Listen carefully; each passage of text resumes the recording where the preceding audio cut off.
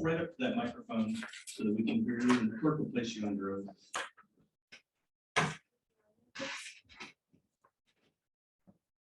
Do you solemnly swear from the testimony to the least shall be the truth, the whole truth, and nothing but the truth, so help you God?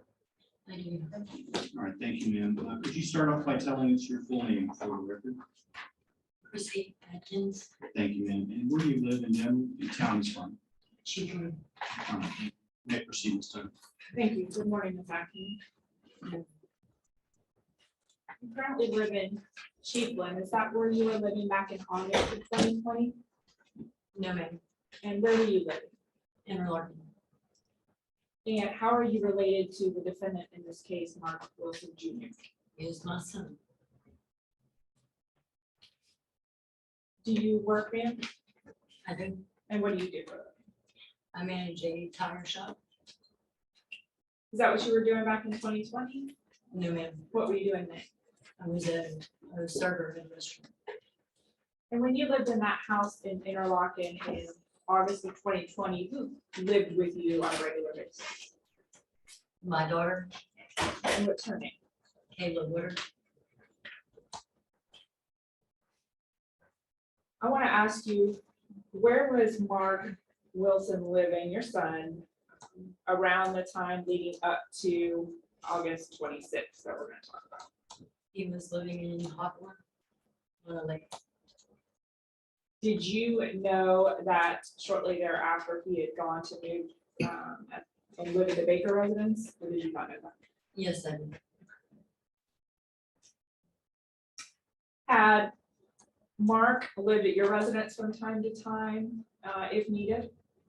They maybe spent the night, but it was never a long-term thing. Did you know if Mark had a girlfriend at that time? I did. And what was her name? Cynthia Guinan? Gunn. Had you met the Baker family, meaning Sarah, Chad, and their 3 kids? I have. I want to talk to you about August 26, 2020, okay? How did you become aware that something had happened to Tate and Robert? I received a phone call from Cynthia. Don't tell me what was said, but what did you do in response to that call? I immediately got up and got dressed and went to Miss Sarah's house. And did you take anybody with you? I took my daughter. What was going on at the scene, meaning was crime scene tape up yet, law enforcement there, kind of what's going on when you get there? Yes, ma'am. There was a large amount of law enforcement present. Did you see any of Sarah's family yet? Did you see Mark? I did. They were all there prior to your arrival. Yes, ma'am. Did you talk to Mark when you got on the scene? I did. And what did you say to him? What happened? What did he tell you? He said someone hurt the boys. What was his demeanor at that time? He was upset. Kind of blanket at the same time. Did you see Caitlin? I did. How long were you at the scene on Shiloh Road before you left? I would say approximately 30 minutes, maybe 45. And did you take Caitlin with you when you left? I did. Did you notice anything unusual about her when you were there? I did. She was very hoarse, like she'd been crying for an extended period of time. How far was your house from the house on Shiloh? Like, how long would that drive have been? Maybe about 20 minutes, 15, 20 minutes. Did you go home with baby Caitlin, your daughter, to your residence in Interlaken? Did you stay there for the rest of the day, pretty much? Yes, ma'am. Okay. When do you see Mark and Cindy again, if you do? Later in the evening. Later in the evening. Mark and Cindy came to your house? Correct.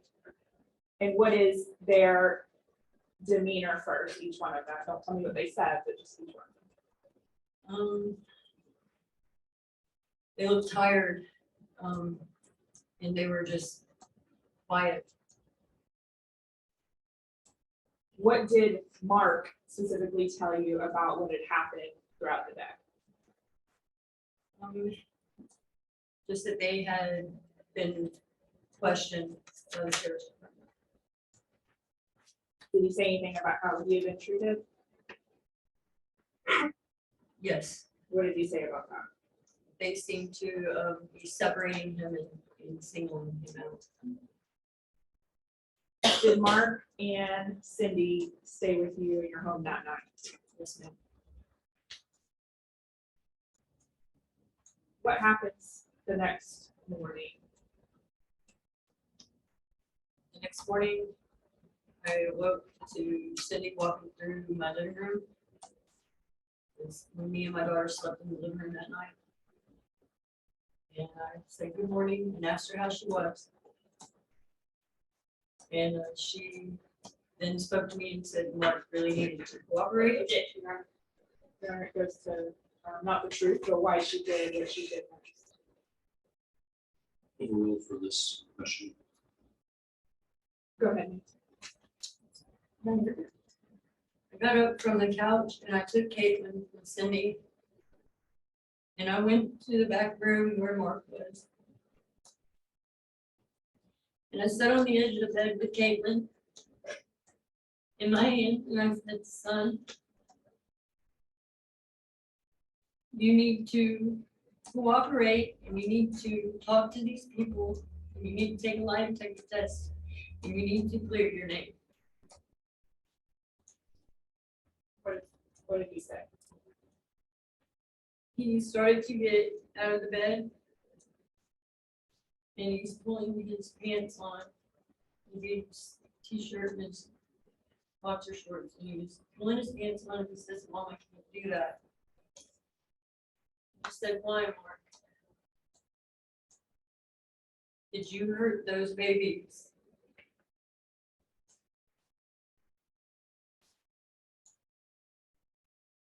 Mark's left arm went straight down.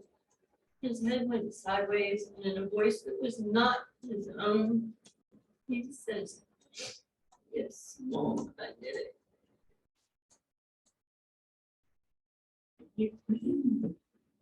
You had this interaction with him in the bedroom. Is it just Mark, yourself, and Caitlin, or was any other adult? It is Mark and Caitlin and I. What did you think and what did you do in that moment? He said that. So many things. When you hear that, you're something like that, you're thinking you're not hearing it correctly. And I start to account for everyone in the household. And I immediately need to get from in the back room because I'm feeling trapped. And so I asked him to step outside with me. I wanted to get him away from everybody else in the house. Yes. Were you scared? Someone. So what did you do when you got him outside? Proceeded to walk through the yard. And when I got to the back of the property where my dogs were, I asked him again. What did he tell you that? Said yes, that he had done it, and yes, that Cindy did. Did he give you any details as far as exactly what he had done? No, Did you ask? no, Did he say why in that moment? Yeah, why he had done it? no.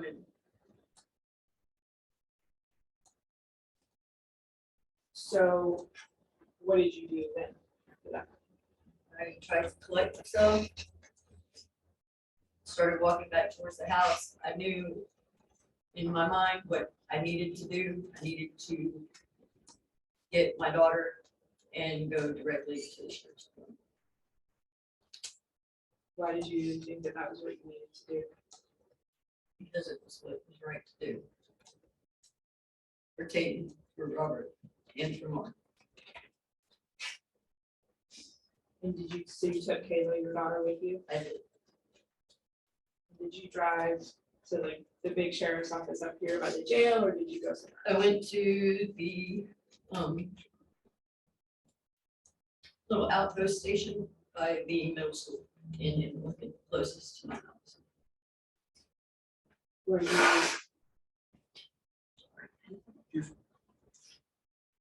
did you speak to a law enforcement officer at that location? I did. I knocked on the door. It took some time for them to come to the door. When they did come to the door, I told the man at the door that I believed that my son had hurt the babies on Shallow Road.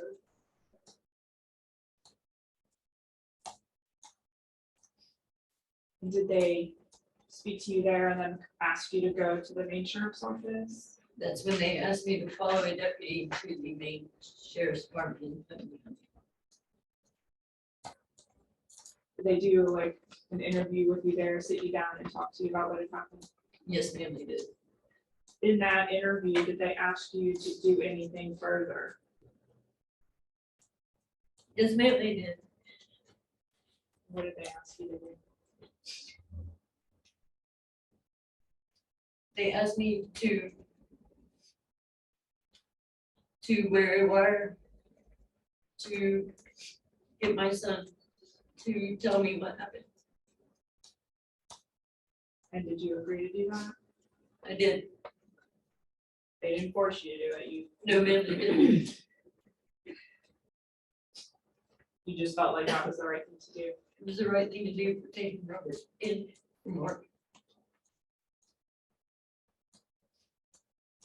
Once you agreed to do that, what was sort of the plan? What did they, ask you to do, and what were you supposed to do? I was supposed to pick Mark up and ask him a series of questions to get him to tell me what had happened. And so this was going on in your vehicle, Correct. just kind of driving around Putnam County. Yes, ma'am. You remember how long that was? An hour. It was an hour. What did he tell you in that conversation? Essentially about any details or what he did? Just say how you were supposed to do it.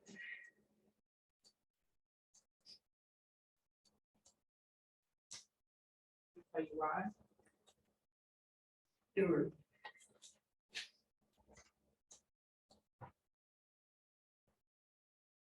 he told me there was something in his head.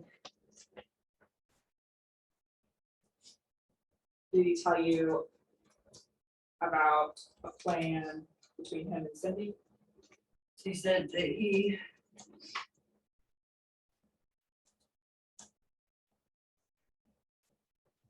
was supposed to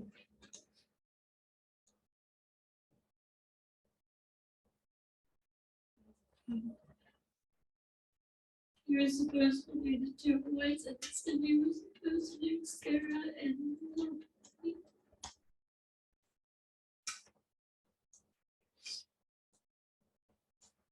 Did he tell you a reason why that was supposed so to? there was too many mixed signals from Cindy, and he was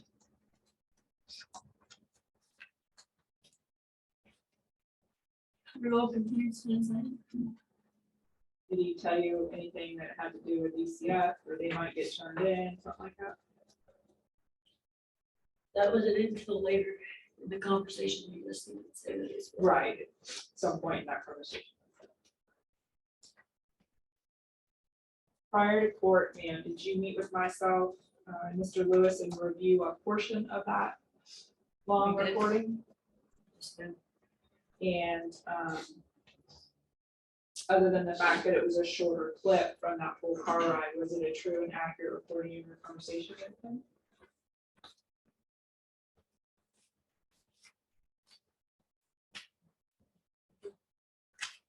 Mayor Pro Tem? Mayor. Ms. Atkins, I'm gonna show you what's been marked as statewide for identification. Just take a look at that disc and let me know if you recognize it. And does this have the clip that I just asked you about of your conversation with your son? Did you recognize it because you dated it and initialed it? Yes, ma'am, it is. Here at this time, state would move in statewide. Any objection? Okay.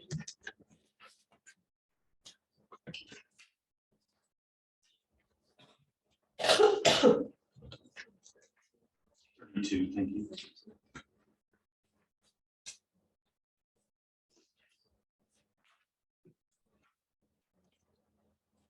I was just three different pictures. This one. All right, thank you. No further questions. Any cross examination?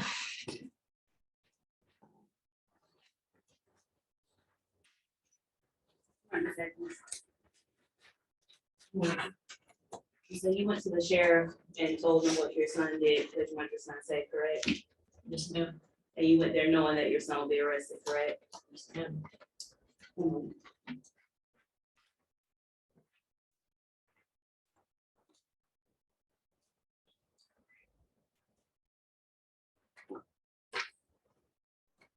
No further questions.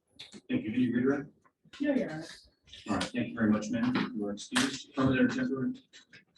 Permanently. Permanent excusal. Permanent excusal, thank you. I want to take a short break real quick. Take about 15 minutes. Members of the jury will take a recess.